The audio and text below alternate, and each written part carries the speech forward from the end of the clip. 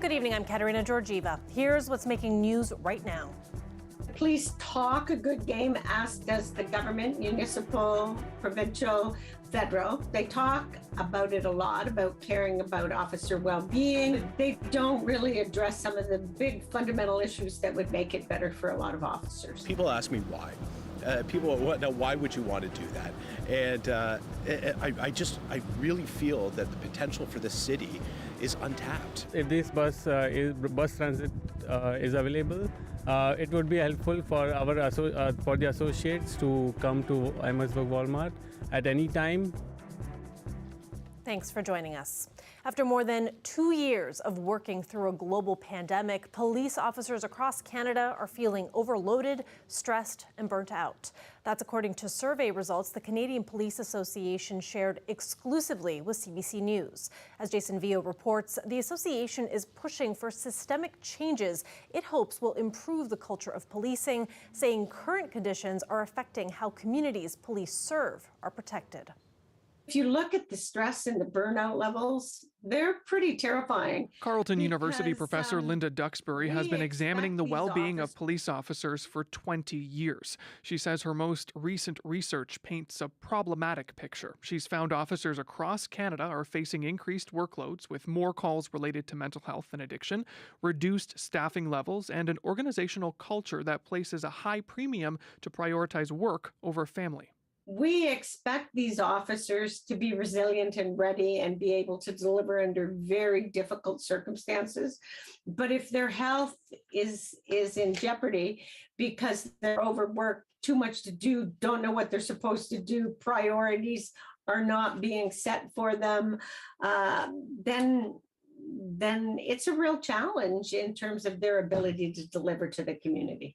How you're going to interact with another person in a difficult set of circumstances, and are you going to be able to manage that situation calmly, or is the situation going to escalate because you're fatigued and you're maybe not as patient as you should be? The Canadian Police Association participated in Duxbury's research during the fall of 2020, the second wave of the pandemic. More than 1,000 officers across Canada were surveyed. Those results were released internally and shared with CBC News.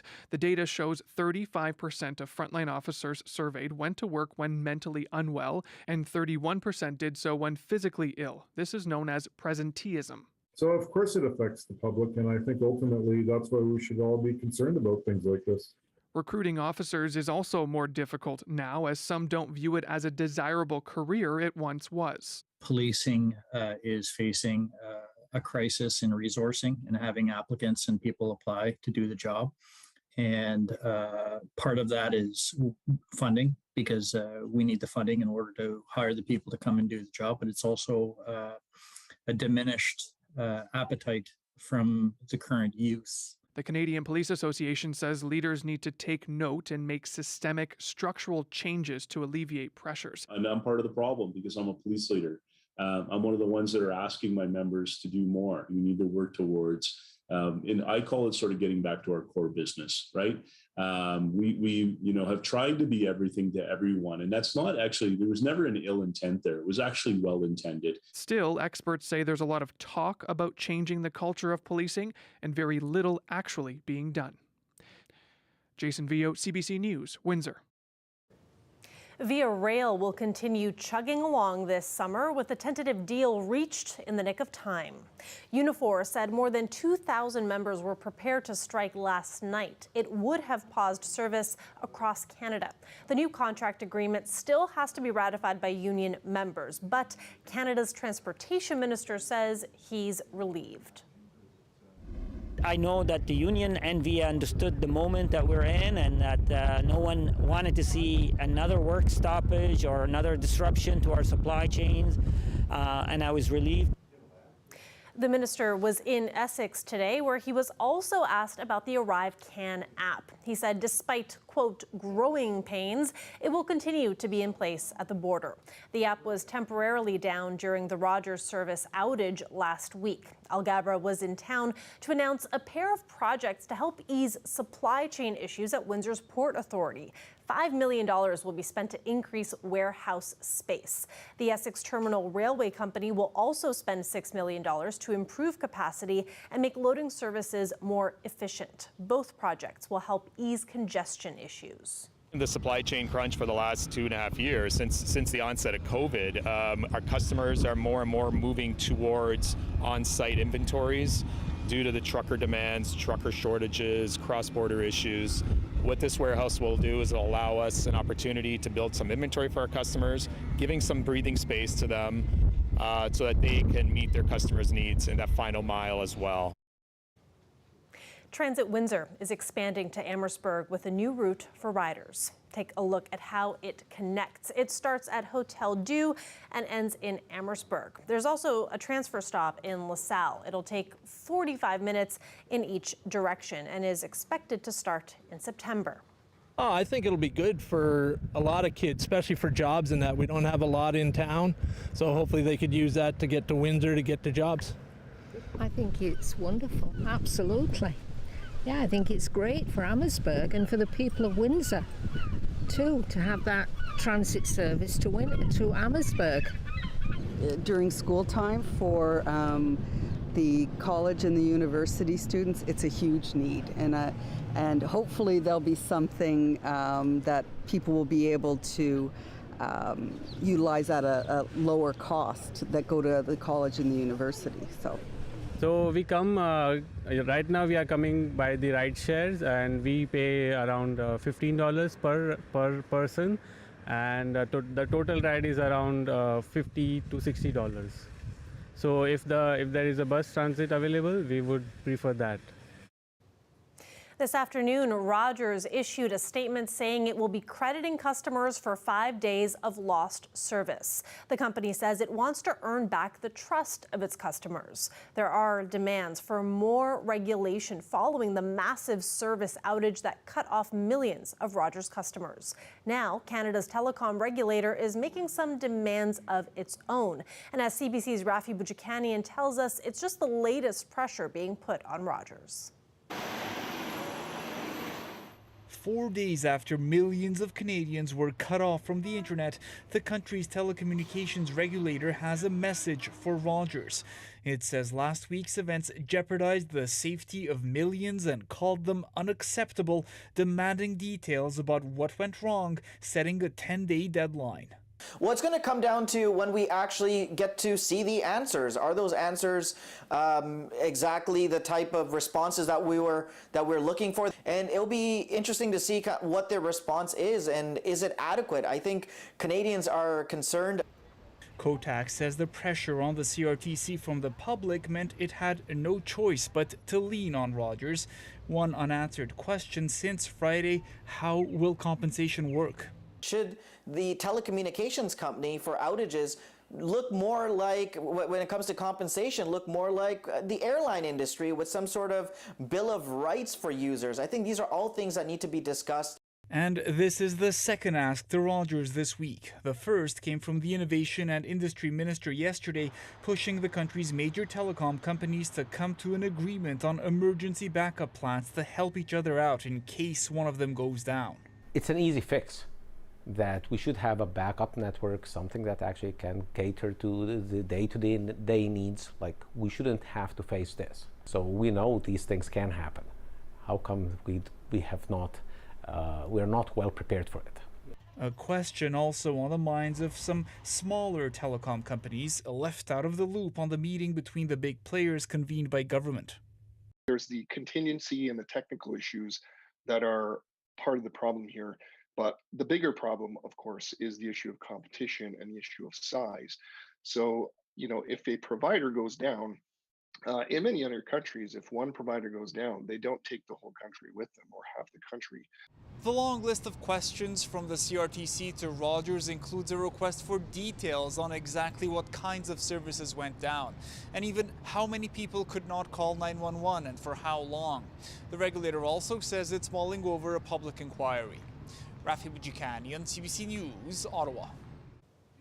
A high-profile candidate has just launched his mayoral campaign here in Windsor. Ward 4 City Councillor Chris Holt has thrown his hat in the ring. He's already served 2 terms on City Council, juggling those responsibilities with his job at Ford. I spoke with him earlier today. It was a long time coming. I think at the beginning of this term, I had some optimism for this council and moving in a resilient, in a sustainable way, and that it sort of shifted for me. We weren't reaching we weren't doing everything that I thought we were able to do. We weren't reaching our full potential. So it's probably only been about 6 months now where I made the determination that I was going to be running for mayor. So it's a scary proposition, a busy proposition, but exciting. I really feel that the potential for this city is untapped. It's like we're leaving so many cards on the table. We are not going the extra mile to make the city great for its residents. You know, we tend to build big shiny things for tourists. We tend to really take a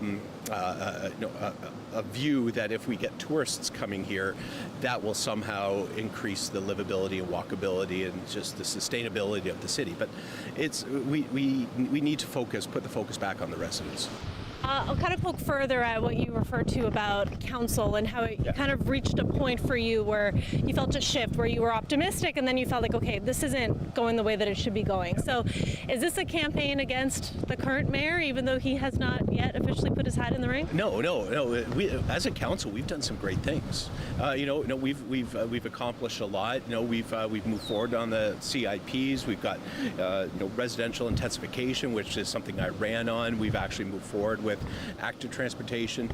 We've done a lot, and we're doing it still, but it's just not fast and far and complete enough. So, no, if people don't need to be afraid that I'm going to, tear up the book and go in a completely opposite direction. I want to continue on what we've been doing. We've been fiscally responsible, and I'll continue being fiscally responsible. There's actually things that we could do to even improve on our fiscal balance at the city. So, but we can also do that with an eye towards those people, those residents that don't seem to be enjoying the benefits of all the work we're doing as much as others. So there's an equity issue there, and I really feel that we need to address that. So. Consider this council taking things to the 20-yard line. Me being mayor, we're going to take things right into the end zone.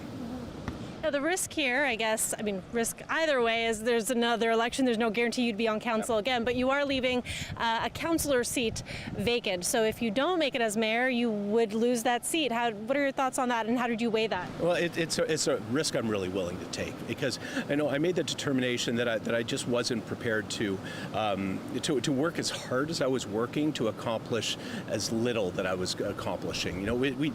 I had to go to great lengths to accomplish some of the just little things, fundamental things, and it should have been a much easier journey to do that. So I was my frustrations were with the leadership, and I really feel that for us to do something better, to accomplish more, and that's for all the councillors around the table. We need a leader in the mayor's office who is actually collaborative, who actually talks and coordinates things with his council, actually has conversations with his council, and I feel I'm that man. I feel that I can do that, and I can look at the city equitably across across all departments, and until that happens, I don't see us getting that far, to the place where we need to go. Here's a look at who is running right now. Ernie Lamont, Benjamin Daniluk, and of course, Chris Holt. Now, Drew Dilkens has not yet confirmed whether he's seeking re-election or not, but that didn't stop him from commenting on Holt's announcement on social media today. Dilkens suggested Holt's voting record was, quote, radical and risky. The deadline to register for the election is about 1 month away. Ontario's Chief Medical Officer of Health will make an announcement tomorrow morning. It's scheduled as new variants of COVID-19 have triggered a surge in cases and hospitalizations. 3 provinces have declared a 7th wave of infections: British Columbia, Ontario, and Quebec. And as CBC's Philip Lee Shannock reports, confusion about precautions could be adding to the problem. On this beach in Toronto, waves are about fun.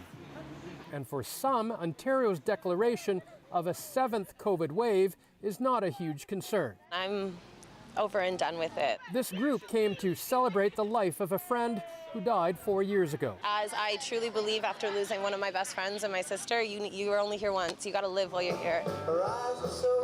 That sentiment was echoed at festivals across the country. It's nice to be out, you know, in the sunshine and hearing the music. This is a great ride. The greatest outdoor show on earth came roaring back. And with masks no longer mandatory, few were in sight. After more than 2 years, Canadians want to get out and enjoy the summer. But concerns about new variants and new waves of infections are causing confusion about what precautions to take. After 2 brutal waves, hospitalizations were trending down, but since mid-June, the numbers have been slowly climbing, now to more than 3,500. Mandatory or not, some doctors say wearing a mask makes sense, especially indoors. It may feel uncomfortable for you to be masking if you're in a situation where nobody else is masking in a social environment. But you do have to think about the bottom line. Am I going to regret this afterwards? Whenever we take transit or if we're going into anywhere, grocery stores or things like that, we'll still wear a mask. Health officials are concerned about the impact of more hospitalizations on the healthcare system. An ER in Brampton, Ontario, near Toronto, had to close over the weekend due to staff shortages. First, we called an ambulance, and they said it could be hours before we could get one. It was over 8 hour wait, so it was too long. And experts say the new variants have meant a rise in cases so far this July, unlike in previous summers, which were low seasons for COVID. Philip Lee Shannock, CBC News, Toronto. A live look outside there. Temperatures are going to be dipping down to 15 degrees this evening. We're also going to have a slight chance of showers, and that rain might continue into tomorrow as well. But Colette will be here right after the break, and she will explain. Stay with us.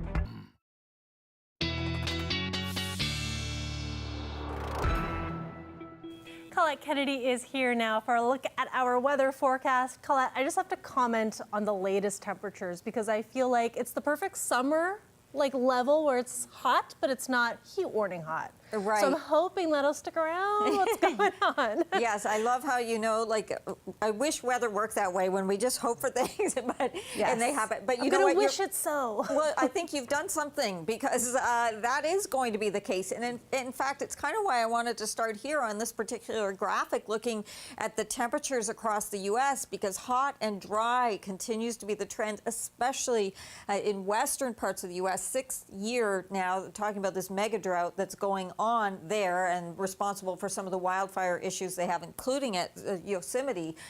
But what we're looking at this time is in terms of, we've seen this where it builds and builds and it's several days in the U.S. and then it pushes into southwestern Ontario. We feel the heat here. But what's happening for the next few days is actually high pressure and some cooler air is going to protect us so that it is more comfortable. So Katarina's wish coming true for a few days where the temperatures stay a little bit below seasonal and we're looking at them just kind of sticking there where those dew points aren't sticky. So your current temperatures, they're looking like this. The dew points are in the mid-teens. Yes, a little bit of wet weather still coming through.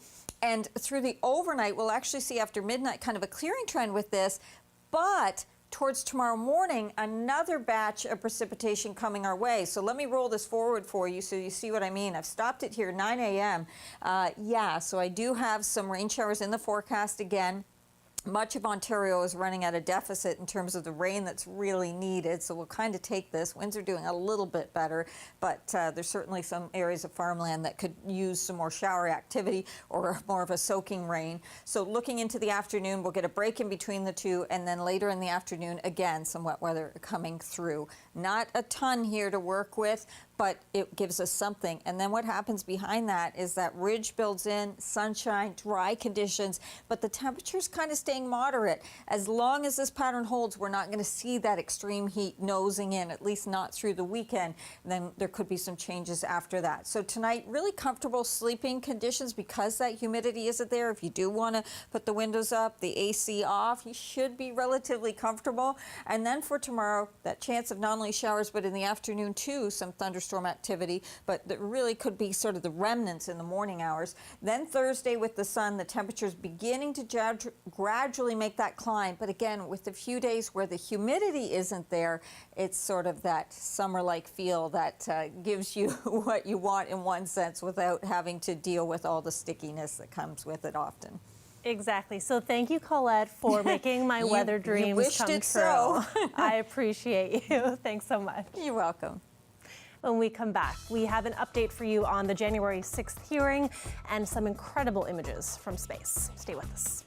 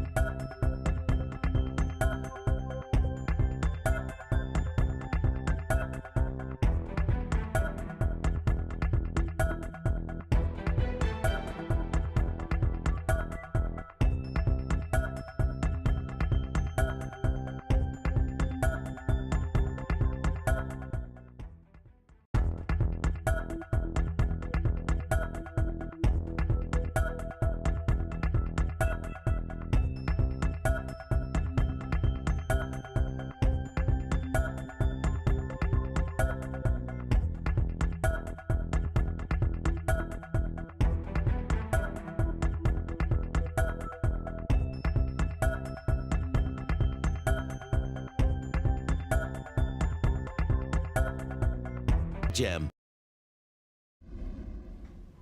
Welcome back. Members of the U.S. Congress heard today from a former member of a right-wing militia and from a man who said he was following Donald Trump when he marched on the Capitol. Nick Harper has more on what happened at the hearing today. In the latest January the 6th hearing, committee members argued that Donald Trump summoned a mob to Washington, D.C. On December the 19th, the former president tweeted that there would be a big protest on January the 6th, a protest that would be wild. Democrats say that was an explosive invitation to right-wing groups. They presented evidence of how extremists spent the next few weeks following that tweet, planning how they would descend on D.C. and storm the Capitol building. He seized on the anger he had already stoked among his most loyal supporters, and as they approached the line, he didn't wave them off, he urged them on. Today, the committee will explain how, as a part of his last-ditch effort to overturn the election and block the transfer of power, Donald Trump summoned a mob to Washington, D.C., and ultimately spurred that mob to wage a violent attack. The committee played clips from social media of Trump supporters reacting to that Trump tweet. This could be Trump's last stand. This is going to be a red wedding. Calling on we, the people, to take action and to show our numbers. Occupying the entire area, if necessary, storming right into the Capitol. And they heard live testimony from a former Trump supporter who took part in the attack on the Capitol. So why'd you decide to march to the Capitol? Well, basically, the president, got everybody riled up, told everybody head on down. So we basically were just following what he said. A former member of one extremist group warned of Trump's potential for future harm. What else is he going to do if he gets elected again? All bets are off at that point. And that's a scary notion. The next hearing plans to look at the hours in which President Trump failed to intervene to stop the Capitol riot. Nick Harper for CBC News, Washington.